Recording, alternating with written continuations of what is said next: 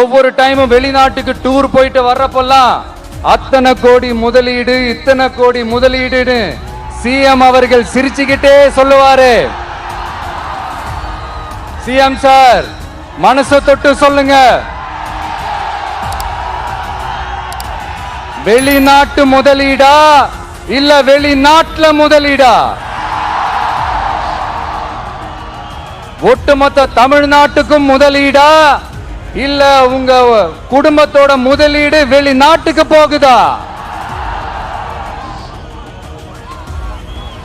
வேளாங்கண்ணி, நாகூர், கோடியக்கரைன்னு இங்க இருக்கிற tourist place எல்லாம் கொஞ்சம் நல்லா டெவலப் பண்ண என்ன குறைஞ்சா போயிடுவீங்க?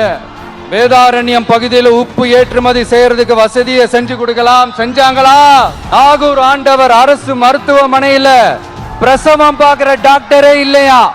நாகப்பட்டினம் புது பஸ் ஸ்டாண்டையாவது சுத்தமா சுகாதாரமா வச்சுக்கிறாங்களா? நாகப்பட்டினம் ரயில்வே ஸ்டேஷன் வேலைகளை சீக்கிரமா முடிச்சு வைக்கலாம், அதையாவது செஞ்சாங்களா?